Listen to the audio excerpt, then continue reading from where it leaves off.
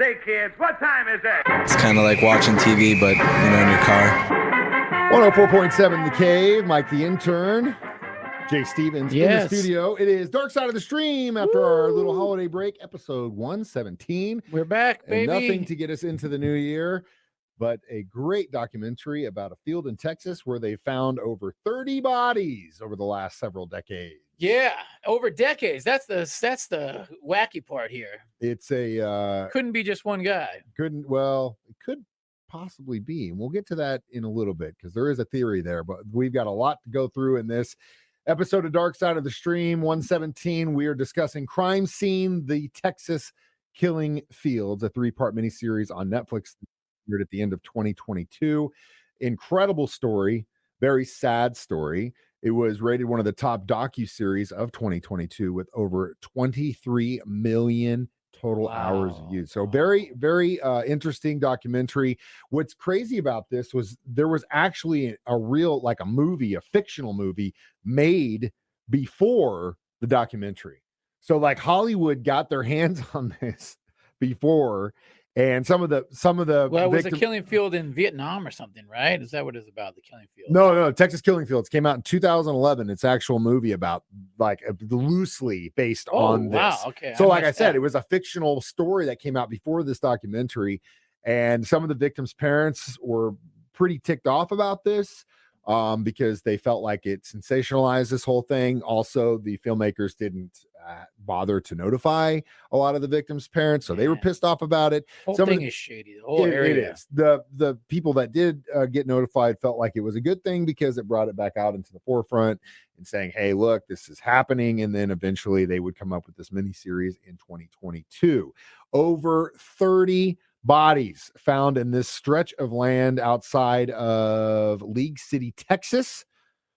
Not too far from a mobile home park, but as it's stated early on in the documentary, when a guy goes out there, takes his 357 and shoots it off six times and just waits for someone to come. Nobody came. Nobody comes. So you could literally go back and do whatever you want. Whatever you want in this, or at least dump bodies in this area. You ever been to Galveston, Texas, Jay?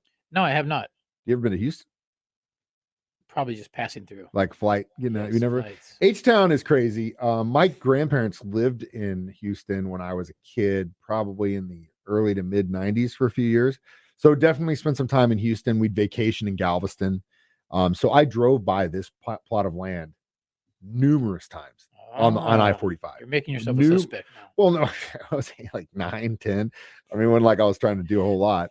And a lot of these victims were way before I was able even to walk. So 83, 84. But I probably was walking by then, but definitely wasn't killing anybody. But that was the thing that kind of hit home to me was like, dude, I drove right by this multiple times. Yeah, it sounds like it's a lot of people drive past it. It sounds like it's a very high trafficked. It just seemed like it was a perfect place if you wanted to be killing people, or at least dumping bodies. Right? Because in one case, it basically started off with that boy and his dog. Dog takes off through the woods. He chases after it. Comes upon a body. They call police. Police come out. They find that one. Then they find another one. Then they find another one. And they're like, "Oh God, what do we have here?" This was after parents had reported their kids missing, of course, and the police department locally basically said, don't worry about it. They'll come home. See by the phone. They're runaways. Yeah. No big deal.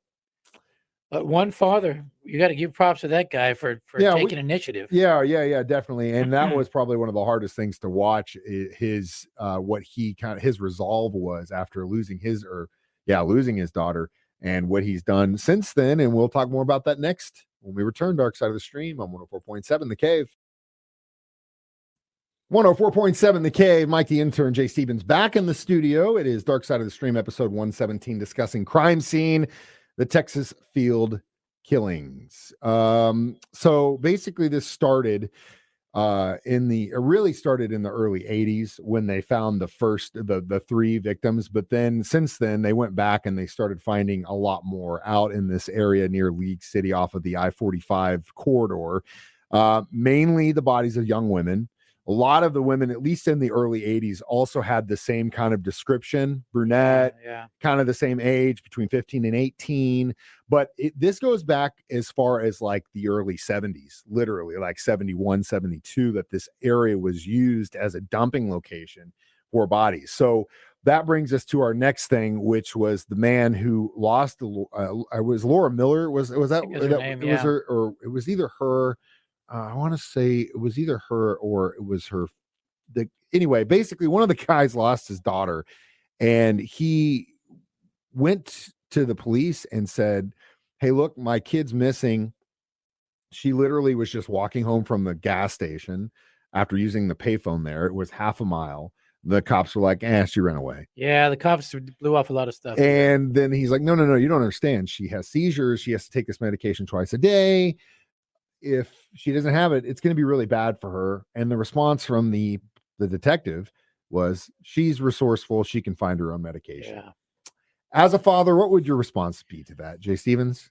Yeah, it's tough to put yourself in this kind of mindset, but I could see this guy ended up devoting his life to basically not only trying to find his answers, but also to help other families. And still, he's been involved in huge cases, his team of people, to go out and search fields, search lakes. Like, I mean, it's a bummer, but that was the light at the end of the tunnel, that this guy made his goal to help other families. He basically takes out a horse and helps families try and search and locate. Yeah, he's got a team. Yeah, now, he's got guys. a team. Doesn't charge him anything. Yeah, he's made that his life. And it's just it's giving me goosebumps right now just thinking about it. Like all the people talking about him, like it's like his origin story, I guess. It kind of goes along with if you're the type of personality where you have to control things. When you feel out of control, you start cleaning your house, you start a little project so you can actually control something that you can control. Oh, wow. Because you feel out of control, like you can't control what happened to your kid. And I think that's what's going on with this guy, because that helps him deal with the process, as essentially not being stuck in a house, just dark. I lost my kid. This is awful. I hate everything. It's basically, I can at least control this and help families when no one really helped me. And that was hard to watch. Very hard to watch. And again, the inaction of the local police department in there, like I said before we even started, no wonder 33 bodies were found in this area. And they don't know who did it, because those cops weren't doing anything, man. He almost had to go vigilante justice. There were so many. They wouldn't take his leads and stuff. It wasn't just him, though. That's the thing. Like, there were so many other victims' families that were like, "Hey," and they ran away. It happens. Now, yeah, it does. But at the same time, like, I don't understand why. It was a small department, you know what I mean? And until really the FBI got involved, they really couldn't do a whole lot. So it's just. It's a circumstance that it's horrible to see for the victims and their families, because obviously these guys were able to run rapid and kill as many people as they wanted. And now I don't think it was just one guy, but the documentary sure wants to paint it as one guy. And we'll talk about the suspects next. Dark Side of the Stream on 104.7 The Cave. 104.7 The Cave. Mike the Intern, Jay Stevens back in the studio. It is Dark Side of the Stream, episode 117. Crime Scene, the Texas Killing Fields on Netflix. So we could go through all this, the victims. There's 30 plus, 33, I think is what the exact number is, over this 25-acre patch of land near League City, Texas. And over 30 years. Starting in 71 and as most recent as 2006, I believe. So obviously there are some suspects. The one person that they point out in this documentary series is Clyde Hedrick. And this guy was released from jail in 2021 after just serving 8 years for the death of Ellen Beeson. Right. Well, they didn't know. They couldn't even pin that. It was like the abuse of a corpse or something. Yeah, they couldn't. Like, they couldn't even pin any actual murders on this. Prove that he did it, but they could prove that they could. He said she died swimming or something, and then he freaked out, and that was it. He once said he had murdered 4 to 5 women. He was in the area. He definitely could have had something to do with this. Shady guy for sure. Very, very shady. And they point the direction at him. Now, when you look at, if you go to Wikipedia, there's an actual page that talks about this specific place. And you look at the dates and the type of women that were happening, where they were seen last and all this stuff. I don't think it was just one guy. Right. Very hard to be one person. It You'd was be a probably, busy dude. yeah, it was probably like one guy for an active amount of years before he moved on or got caught, and then another guy for an active, because there was a jump between like 88 and then the mid 90s. It starts up again, and it went pretty heavy for like 96, 97. Then again, it stops, and then in 01 it starts up again, and there's a couple in the 2000s. So that's the thing about this area is like that area, and that's what they keep coming back to, is like the perfect body dumping location. Which it's unfortunate that's what we're talking about here, is like, oh yeah, there's this field. Go down there, you can get away with whatever. Want to get rid of somebody? We can tell you where to go, right off their I-545. And you want to blame someone, but you really can't. I mean, this isn't the only place in the United States where like a place like this exists. I can't remember. It's almost like a cursed land or something. They could, dude. If you want to go get to like EVP, like do some paranormal investigations, we need to send a team out there to the fields and have them do some paranormal investigations out there.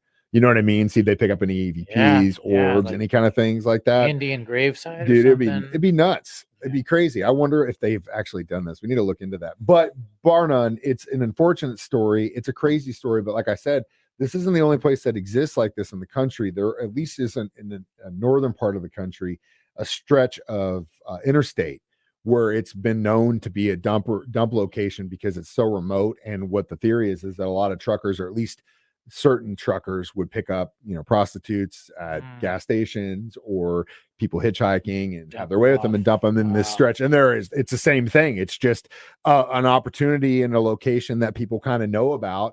And they just say, kind of like that lake in Vegas that's now popping up all those bodies, which is a lot of mob stuff. And in New Jersey too, a lot of there's a dump spots for the mob places. So there's it's a theme, I guess. Not a very good one. We'll get to our thoughts on the review of this documentary, The Killing Fields, next. Dark Side of the Stream on 104.7 The Cave.